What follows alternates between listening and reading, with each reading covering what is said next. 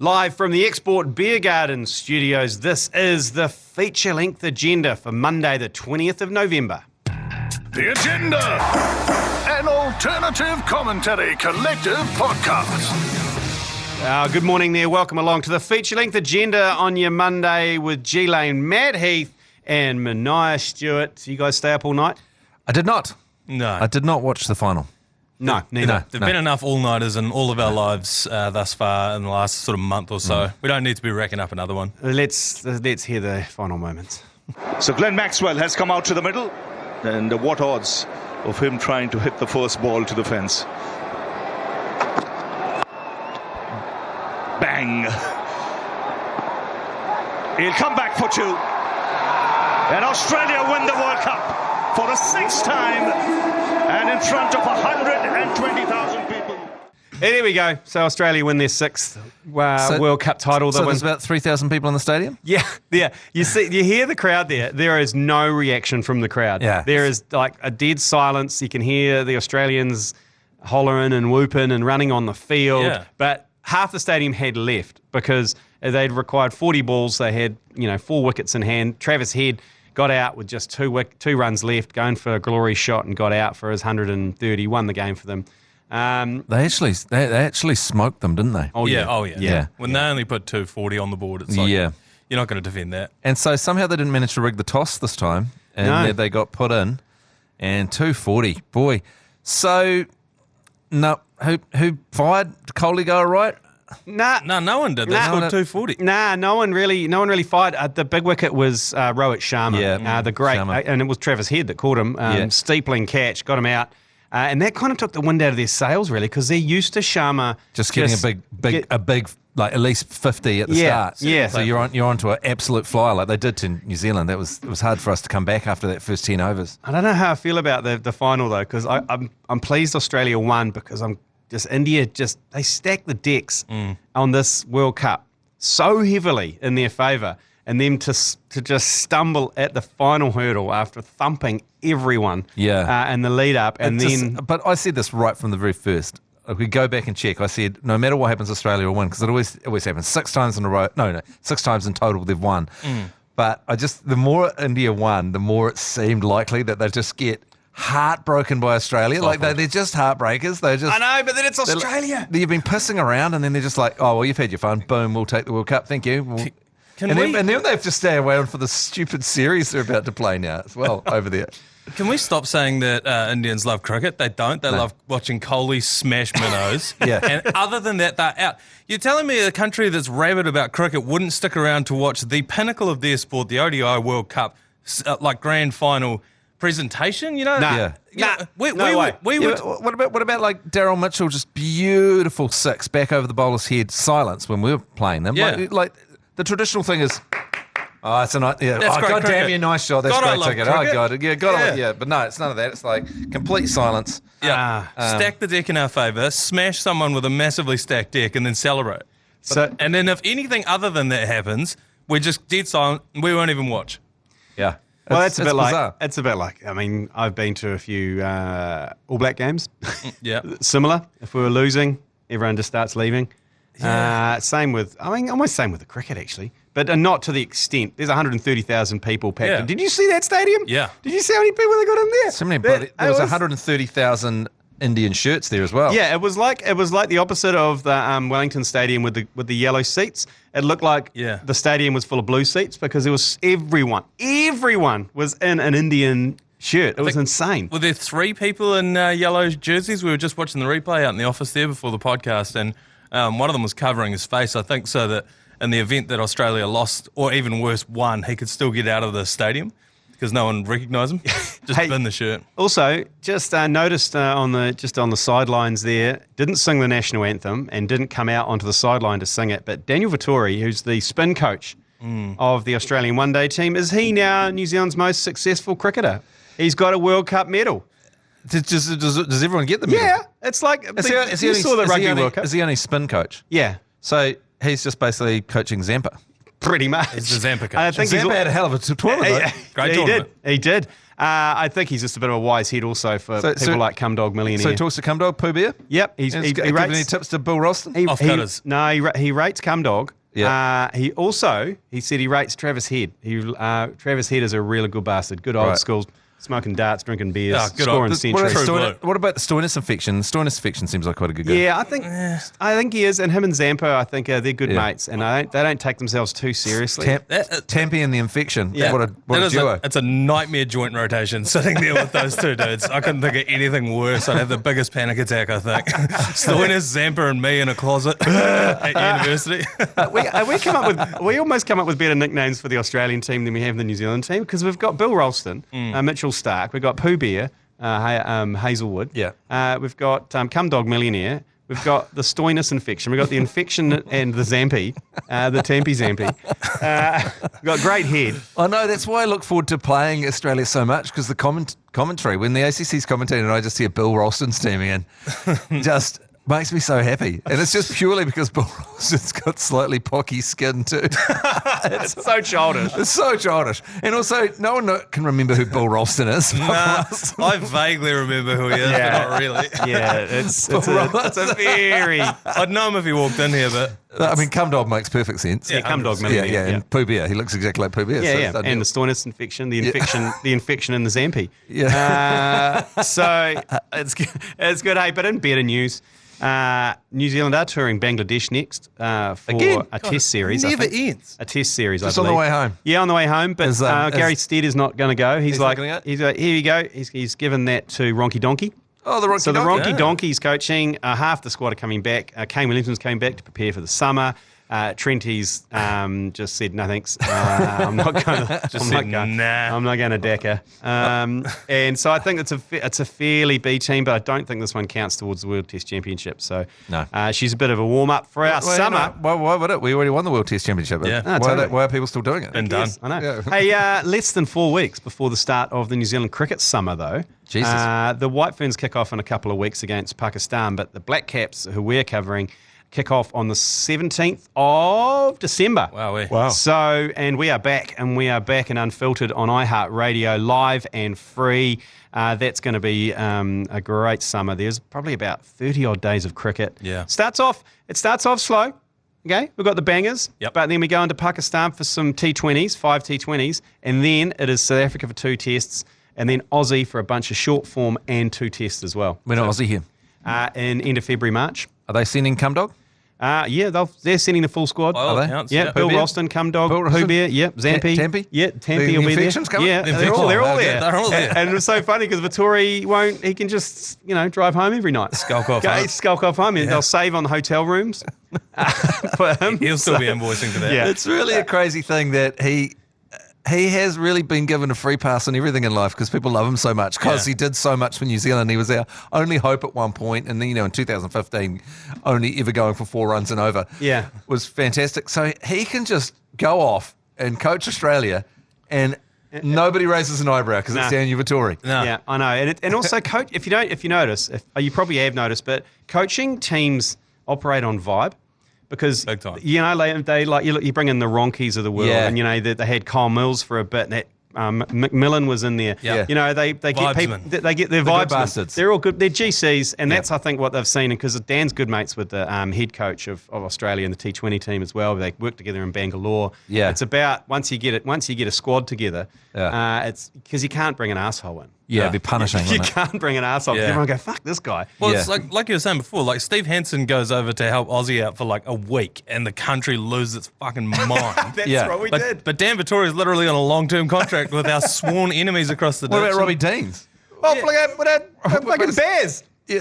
Yeah, Bears. Bears is the ultimate. He's over in England. No, we don't care, but we're going, good on you, mate. Yeah, we got Bears and Dan Vittori. Good on you. Yeah. Dingo Deans. Yeah, get out of here, Dingo Deans. Fucking Steve Hansen, Traitor. you fucking traitor. It's rugby's different. Rugby's different. Rugby's different. Hey, so if you want to get the full schedule, text cricket to 32336. You'll get all the games where you can find us. Download the iHeartRadio app now.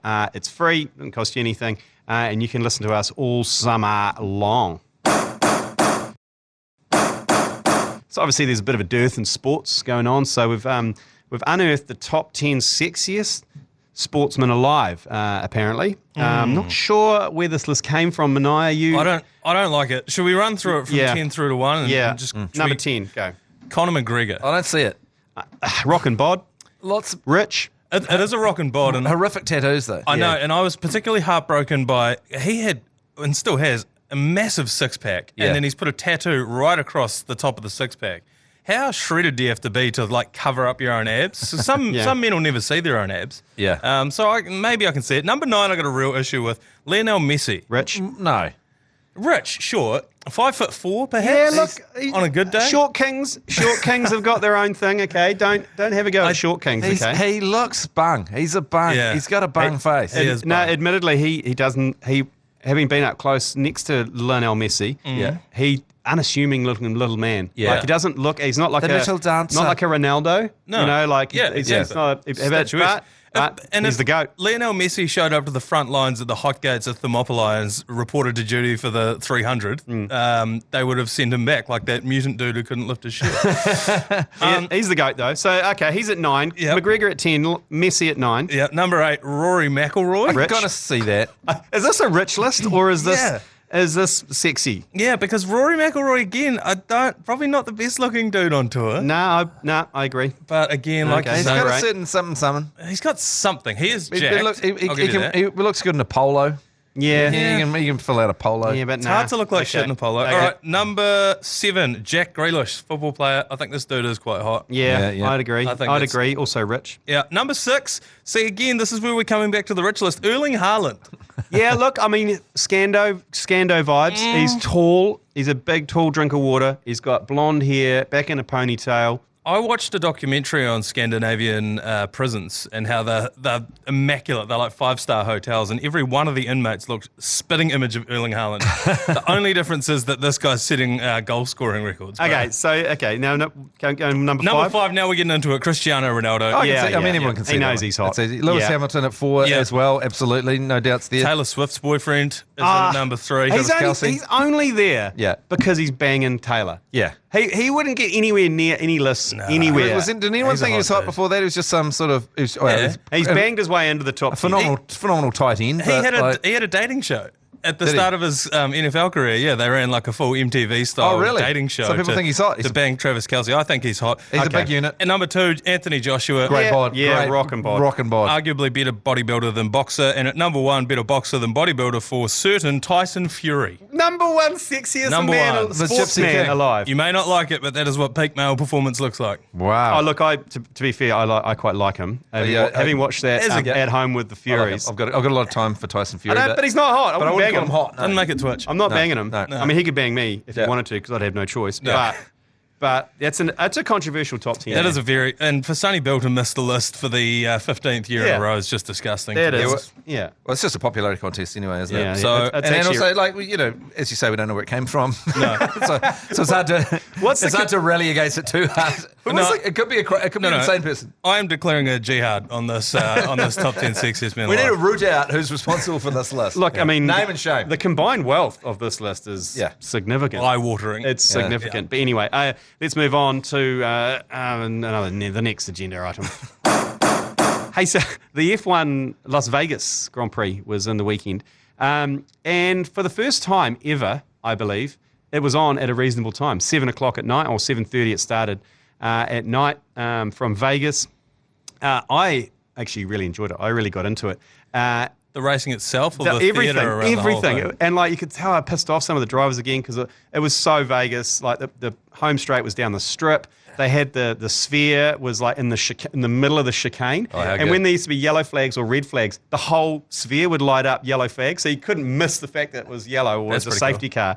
It was pretty cool, but there were so many kind of like The delays. delays, like the pothole coming up, and then they had to basically replace all of the drain holes in the whole course. It took them 4 hours. So the first practice started at 2 a.m. and finished at 4 a.m.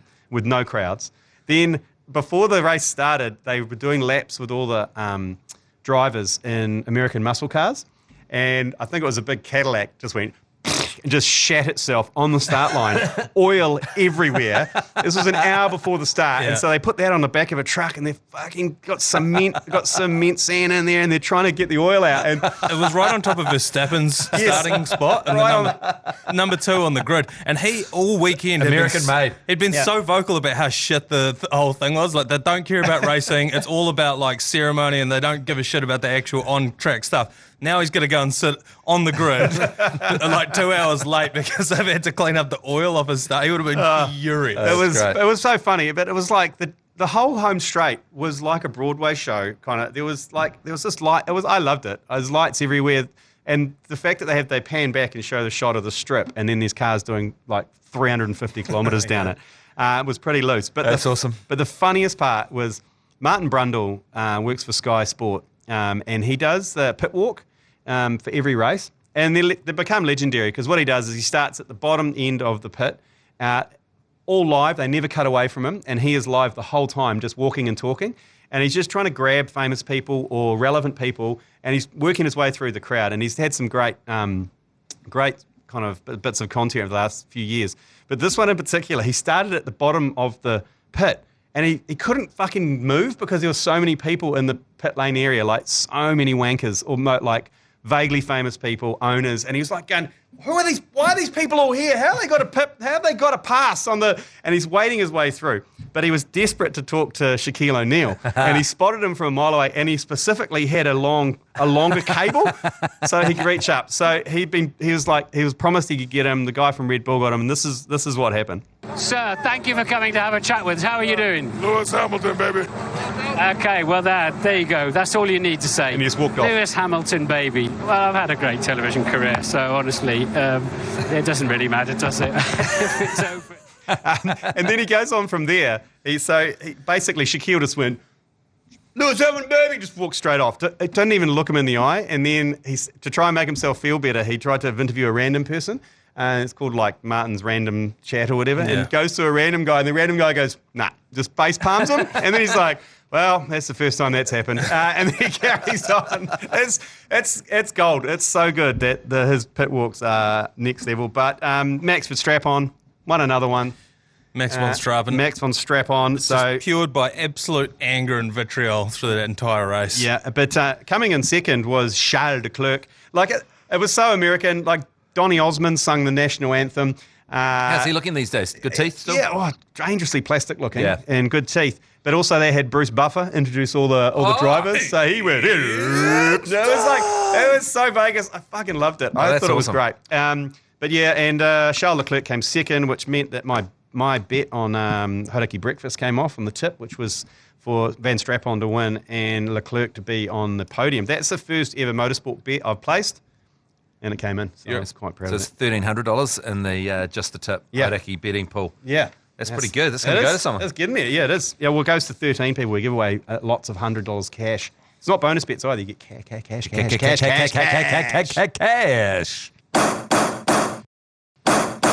So we've got the little talkback button, which basically like an answer phone on iHeartRadio. So if you're listening to us on that, look down, you'll see the little microphone there. It's like a little answer phone. You record a message, comes straight to us, and then we play it out. But we had this one from Frano. Hey fellas, just wanted to check in and see, are you guys planning on covering the 90 Mile Beach Barracuda Bonanza this year? Would love to get boots on the ground for that and get your 2 cents on it. Cheers. Thanks, Frano.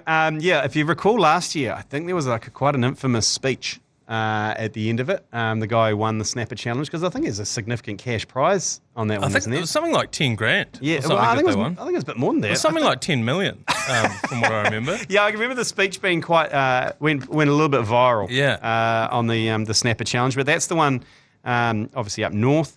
I don't know. Is Breno asking us to go up there and cover it? Yeah, I think so. Can you ever commentate at a fishing comp? No. I mean, how do you commentate a fishing comp? I mean, unless you're on all the boats, it's just really at the end. Well, there's no action happening until there is, isn't there? Yeah. It's not like... So each of us embedded on a boat, and if something starts happening, we pipe in. Well, this one here is interesting. It's all shore-based, so it's the 90 miles. So it's the shore-based. surf casting. So we could do that. basically surf cast. So you could drive up and down the beach just kind of on a 4x4. And he's casting.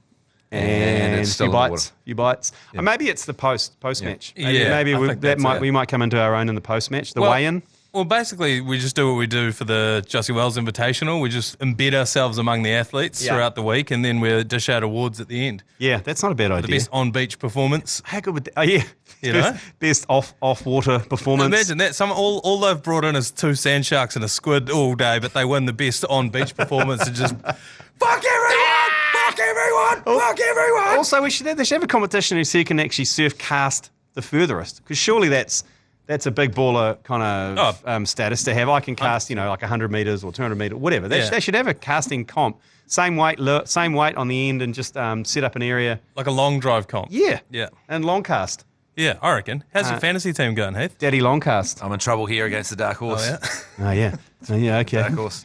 Right, let's move on then to White On of the Week. I'm just going to say Las Vegas. Yeah. Las Vegas for me. Watching people get upset about how showy it was made me happy. Yep. White On for week for me is at Eden Park now on the outer oval. They've got signs up to look out for cricket balls when you're driving down Sound Gilman Road. Oh, thank God. That is health and safety just so stupid. How could you look yourself in the mirror after you had asked for that?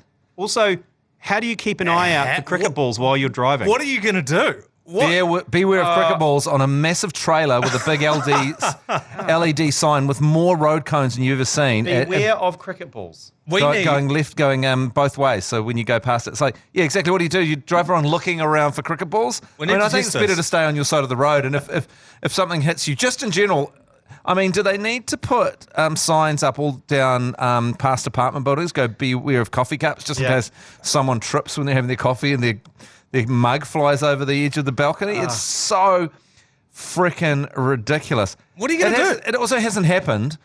No one's been injured, and they've been playing Plunket Shield for, I'm going to say, 80 years minimum, maybe 100, and no one has been killed by a cricket ball flying out of a ground. I know. Except for that one time Smithy's car got hit. That was it. Smithy's rental car got hit that one time. Yeah. But that's it.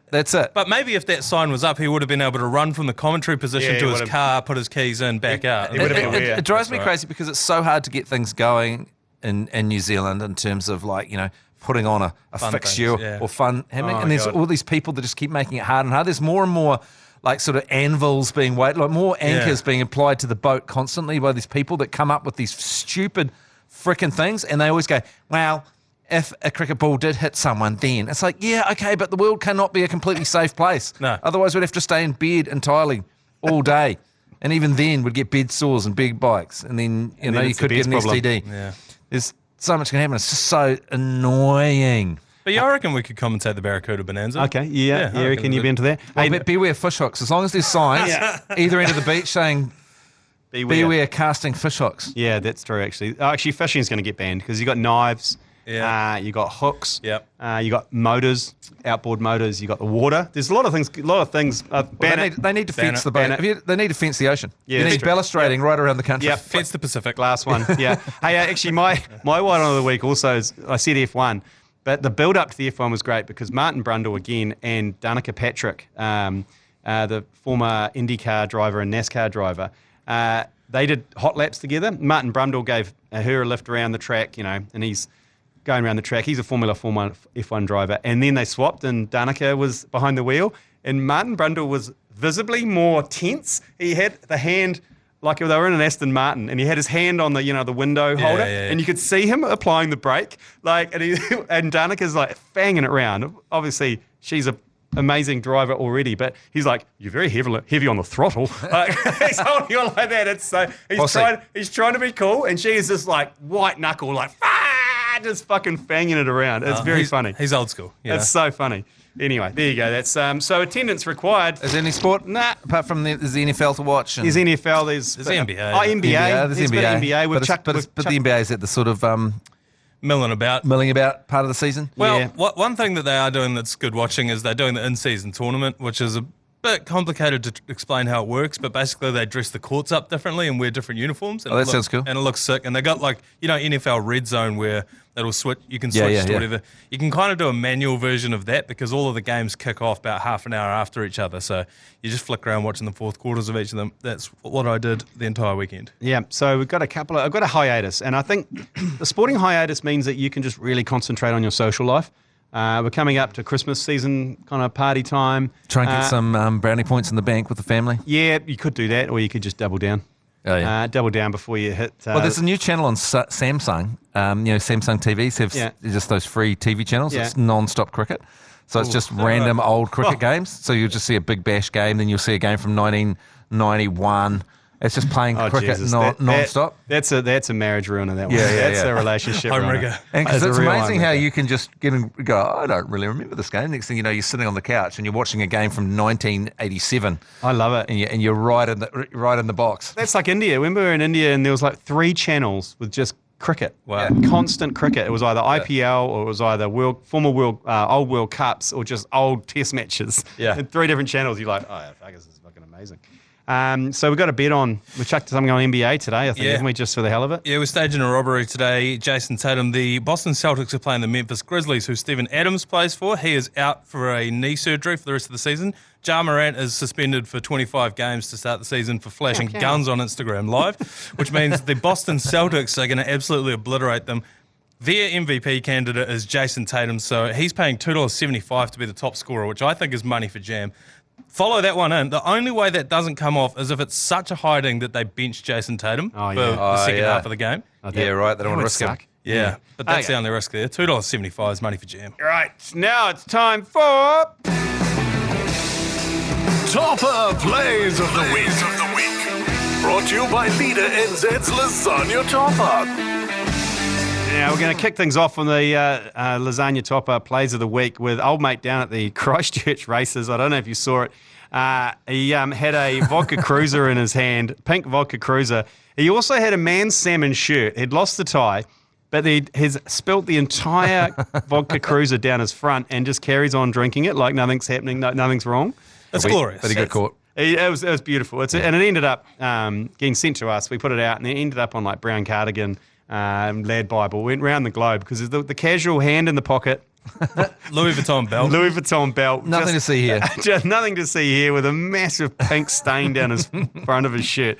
God, you got to love Cup and Show Week. Number 2 on the Toppa Plays of the Week. Now, this one here is from Mike Hesson. This is his predictions before the Cricket World Cup semi-final, Black Cats versus India. Now, this is spooky. Semi-final Cricket World Cup, how is this one going to play out? Oh, look, I think India are pretty strong. I reckon they'll probably win by about maybe around 70. They did. I think we could see something special from someone like Virat Kohli. I mean, he's obviously got to try and get his 50th 100. Tonight could be the night. New Zealand chasing a big score, and I guess when they do that, the ball might nip around a bit. So Mohammad Shami might get 6 or 7, maybe even 7 tonight. So probably Daryl Mitchell could be the highlight from a New Zealand perspective. That's accurate, isn't it? That's a reason why Mike Hesson is known as the Professor. Yeah. There's 2 possible things going on here in my mind. One, it's rigged, which wouldn't shock me about this tournament. Or the second thing is, because I didn't, and I suspect no one did, watch that episode live. We only saw this video after it happened. Yeah. Do we, as the Agenda podcast, start putting out takes after the fixtures happen? That's a good idea. And we'd be like, flashback to 3 days ago. No one will ever find it. They'll be like, how do these guys get it bang on every single time? So every Monday podcast, is basically there's the predictions from Friday. Bing, Yeah. Bing. It's not bad. Okay. It's not bad. Geez, these guys are 100 from 100. Yeah. We should get in behind these guys. Number 1 Toppa Player of the Week, and this comes out of English rugby, and it is a streaker coming on to an English rugby field and had a lot of defensive awareness about him as he took down the left wing. Oh, surely not. Absolutely disgraceful. The streaker has actually tackled one of the players. And another fight has broken out, folks. Another fight. And then it teed off. So the winger's going down the right wing. The streaker took up position on the left wing, dropped him in the tackle, pushed him into touch. But then the opposition, actually started, they got him to ground and just started shooing him. They beat the crap started out of kicking the crap out of him. And then the opposition team, who streaker it was, came in, just started throwing punches, and then a massive punch-up started. It was beautiful. And the streaker, by this time, is like... just sneaks off and exits stage left, and just hops back in the crowd. It's too far. You can't. Streaking's one thing, like making tackles. Yeah. Well, I feel like he was streaking and he just found himself in play, so he just dropped the... But if you watch the clip back, they had made a break as well. Yeah. Like that guy had got through the defensive line, and then there was some cover tackles coming past there, one of them buck naked. Yeah. Powerful stuff, but I don't think... Terrible match awareness, because we talk about streaking etiquette, and it's match awareness, so you've got to look out for. Firstly, you've got to be nude. Gave him that. He was full nude. No shoes, no nothing. Just full naked as the day he was born. The only way I'd be on board with this is if it was great match awareness and actually his team was getting spanked and he's run on there to stiffen up the defensive line a bit. He was sick of watching it. Yeah, so there we go. That's the feature-length agenda for Monday, the 20th of November. We'll see you tomorrow for the Daily. Give him a taste of kiwi. You've been listening to the ACC's Agenda podcast. For more episodes, subscribe on iHeartRadio or wherever you get your podcasts.